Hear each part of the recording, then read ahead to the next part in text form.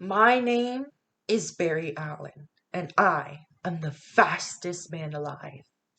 When I was a child, I saw my mother killed by something impossible. My father went to prison for the murder, but then an accident made me the impossible. To the outside world, I'm an ordinary forensic scientist, but secretly, I use my speed to fight crime and find others like me. And one day, I'll find who killed my mother and bring justice for my father. I am the Flash. Okay, not really. My name is Roy, and my mail time is barely 9 minutes. So, no, I'm not the fastest man alive. But my Flash rendition is to emphasize an important misconception about what it means to be a hero. Risking your life, running into danger, courage. Yes, all of those elements are a part of being a hero. But the distinction between an attention hungry, superpower seeking individual and a true hero is understanding that the purpose isn't to capture the bad guys, but to protect the innocent. If that is the case, then can a villain be considered a hero if he or she acts on the basis of protecting an innocent from the villain's perspective? Because we all know how the story goes. Superheroes save the day and triumph over evil. But what about the villain side of the story? Many people disregard villains, immediately consider them to be criminals or heartless, and don't really attempt to understand their true motives. We like to believe that superheroes, the ones who save the day, are the ones who are the good guys. But are they really? Though surprising, many superheroes begin as people like us, so it's impossible to escape the mistakes made along the way. But the greatest mistake of all may have been their failure to understand the villain side of the story. I don't plan on making the same mistake. Thus, today, join me in walking in the shoes of our most notorious villains and the experiences that drove them to do these crazy things. Imagine it is Gotham, 1981, and you are Arthur Fleck, a clown for hire who has severe depression. When you perform as a clown, you find warmth and positivity in making people laugh. That keeps you stable, giving you reason to find the good in society, humanity, and your life. One day, someone hires you to wave a sign for an advertisement for their company. But as you are happily waving that sign, a group of teenagers steal it and drag you into an alley, only to furiously beat you up, simply for being different. A clown. You feel the pain of those teenagers punching and kicking you without mercy. You are now at the hospital, there to receive painful but proper treatment, and do everything in your power to get back up and back home in a bus. The bus chugs along, and as you're barely trying to hold in the pain, you see a young child bored to death. So you go out of your way to make him laugh and entertain him. But again, you're different. You are a clown. So his mother tells him to stay away as you laugh uncontrollably, taken over by your mental illness that is a defense mechanism from all the hurt that you've received today. Society hates you. No appreciation, abusive parents, lowest social class. One solution: revenge. You let the madness take over. You embrace the insanity. You show them who's on top. You are the Joker. Now, back to reality. Arthur Fleck was just a clown who wanted to make others happy. He wanted a reason to have a positive outlook on life, but no one helped him. Instead, the whole society looked down upon his kind. Arthur Fleck tried to hold in all the abuse and humiliation, but eventually those horrible moments kept on stacking and stacking and stacking, and eventually he couldn't hold it in any longer.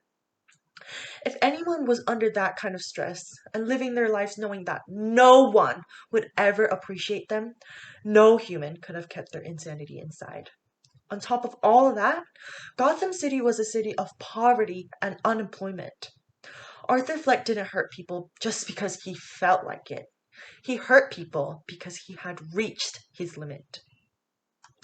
It is now Central City, and you are Orland Dwyer, a very lazy person who hates going to work.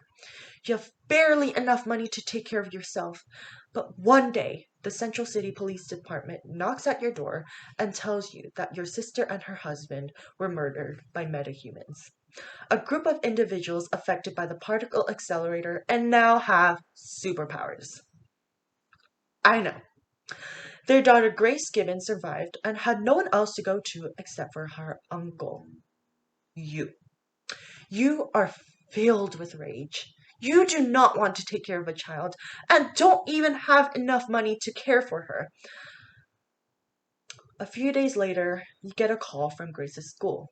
She got in trouble for yelling at her classmates. When the principal leaves the room for you and your niece to talk, you scold her and say that she shouldn't have yelled at her classmates. You say, I'm the parent here. And then she tells you, no, you're not a parent. Parents are supposed to make the world better for their kids. You make everything worse. I hate you, and you hate you too. She was right. You did hate yourself. You realized that you need to change. Days later, you and Grace moved to your cousin's abandoned house, and you apologized to Grace by gifting her a dollhouse. You ask her for a second chance to be a real uncle, and she does. On her birthday, you surprise her by going to the Central City Carnival. When you're about to give her her birthday present, rocks come crashing down. No, not rocks. On that same day, Clifford DeVoe, an evil mastermind, tried to use Earth satellites to reboot the human mind. I know. When the Flash was able to knock out DeVoe, DeVoe lost control of the satellites and they came crashing down. One of the pieces of the satellites hit you and put your niece in a coma, completely disregarding that you have a huge satellite shard stuck in your heart. You run all the way to the hospital carrying your niece and make sure that she receives a doctor and proper treatment.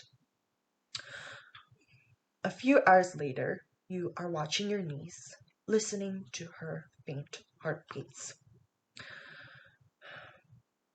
The TV nearby shows a reporter stating that there was another bank robbery by another metahuman. Just then, you realize what the problem is in this world. Metahumans. They're the reason why your sister died. They're the reason why your city is constantly under attack, and they're the reason why your niece is in a coma. You feel the anger consume you. It's time. It's time you resist against those forces of evil. You are Cicada. Now, back to reality. Orland Dwyer was just a man trying to live. He barely had any money, and when Grace came into his life, it just became a whole lot more complicated. When he finally started realizing the positivity in this world, it was immediately ripped away from him. He finally had the power to bring justice to the world and get revenge on those that caused him so much pain. How could he not take that chance? There's one quote that inspired me to write this speech. Evil isn't born, it's created. In the 1900s, the comics were all about how superheroes were able to defeat the bad guys by using their superhuman strength or their super speed. But now we must realize that things are different. This is why the modern day Flash has been so successful at stopping villains. This mainly refers back to the Orland Dwyer story. The Flash isn't a hero because he can run at the speed of light. His real superpower is the ability to look at the best in people. There's always a reason behind the evil. And if we are able to recognize that, not only will our world be more positive, but our lives will be less difficult.